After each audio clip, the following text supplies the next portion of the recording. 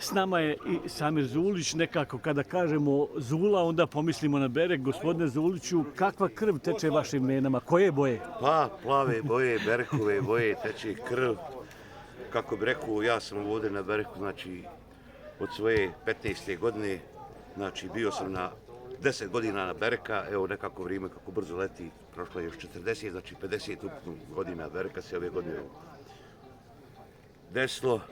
Najžalostnije, malo je tužno, bile su i te poplave i onoga svega, nekako smo ostavljeni sami sebi, na milost i nemilost.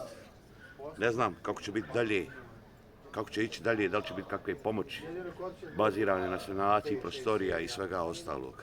Da, kakvi je ovih 50 godina? Šta se vi sjećate kao dječak ovdje da se dešavalo? Sjećate li se tih utakmica koje su obilježile historiju Bereka?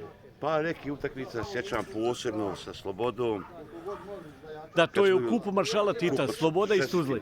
Šestina finala, kao dječak sam dofačio loptu. Je li bilo ovdje slobodnog mjesta? Pa nije bilo tu slobodnog mjesta, to je bilo neki otprilike 4 do 5 hiljada ljudi, gdje smo proširivali tribine. Naš dedo, on je bio utemeljivač kluba i bila je jedna vrlo dobra utakmica koji su bili golovi. Posebno je ostao dojam gol Peke za 2-2, negdje otprilike ovdje nekih 35-40 metara i to mi je ostalo usjećano, urezano kod djeteta. Čini mi se da je na ovom terenu dosta utakmica pregazio i aktuelni predsjednik Omladinskog fudbalskog kluba Brda, gospodin Kaltak. Da, i Kaltak naravno, stope su došli su ovdje u Berek i nije samo Kaltak i drugi, i predsjednik i bivši trener i svi Kaltaci, tri Kaltaka su igralo ovdje, između ostalog i Mali Sajo i dosta igrača sa Brda. Mataruško Brdo je imalo 5 klubova koji su dolazili bili ovdje, jedna odskočna daska za dalje napredovanje. Dakle, očigledno je da je Berek bio dobar domaćin. Domaćin, da. On su imali odskočnu dasku, da onda su išli u Rudar, Borac, Banjalučki, Vojniković, Armenija otišao u Slobodu Novsku i tako dalje. Bezbroj tih klubova koji su ošli.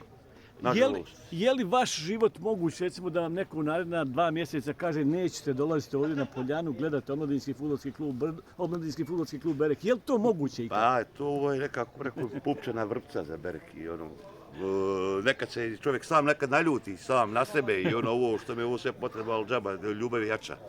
Srce govori jedno, razum drugo i tako, ali srce vuče i da tu se bude, da se to dešavanja, što više bude ovdje na stadionu Bereka i tako.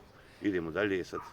Ova sezona prošla je bila katastrofalna, nada se da ćemo ovu sezonu popraviti to sve na obogaćivanju ekipe, dođenju novih igrača, što više novih igrača, konkurencije i tako dalje. Da budemo u samom vrhu tabele.